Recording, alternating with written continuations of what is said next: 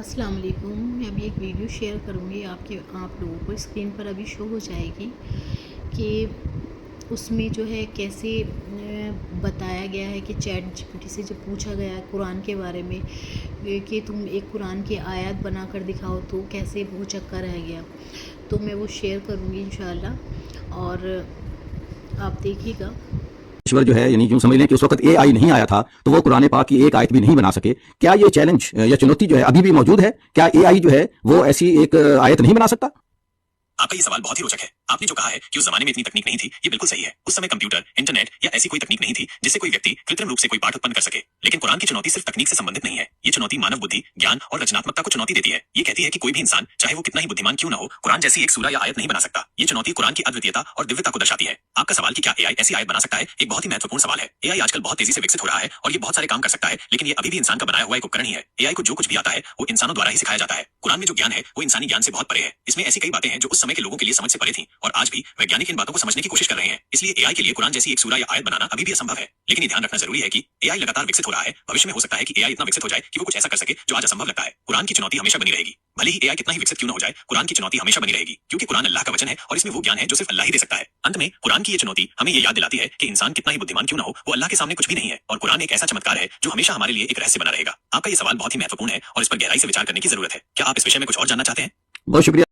अस्सलाम वालेकुम। आपने ये वीडियो देखी होगी ना, तो उसमें आपको बताया गया होगा कि कैसे चैट जीपीटी जो है, जिसको हम ये सोचते हैं कि इतना ये पावरफुल है, लेकिन आज भी वो चैलेंज जू का तू है। क्योंकि अल्लाह ताला ने जब क्या कहते थे कि ये जो कुरान है अल्लाह ताला की तरफ से नहीं है, ये घर लिया है इन्होंने, अपने पास से घर लिया है।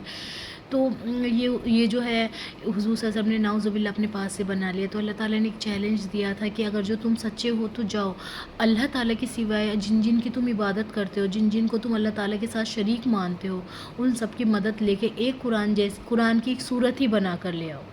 तो क्या हुआ, वो जो है नहीं बना सकते थे। फिर अल्लाह ताला ने खुद ही जवाब दे दिया कि तुम नहीं कर सकते, तुम नहीं कर सकते। तो अल्लाह ताला क्या फरमा रहे हैं, फिर डरो उस आग से जो तैयार की गई है, यानी कि जो तैयार की गई है इंसानों के लिए, जिसका ईंधन इंसान और पत्थर है।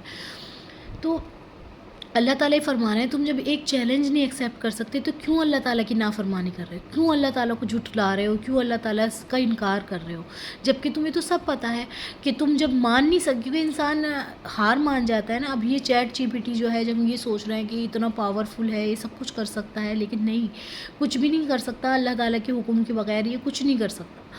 तो ये क्या है, ये इंसानों ने जो है इसको से जितना इसको इंसानों ने इल्म दे दिया उतना इसको पता है, उतना जितना इसके अंदर जितनी बातें इसको सिखा दी उतना इसको पता है, इससे ज़्यादा नहीं बता सकता। तो अगर जो हम ये सोचें तो क़यामत तक के लिए चैलेंज है। और जो इंसान अब अल्लाह ताला की नाफरमानी कर रहा है, अल्लाह ताला का इनकार कर रहा है, तो वो क्या कर रहा है, अपने लिए आग का गड्ढा है और उसमें जाने की वो पूरी तैयारी कर रहा है।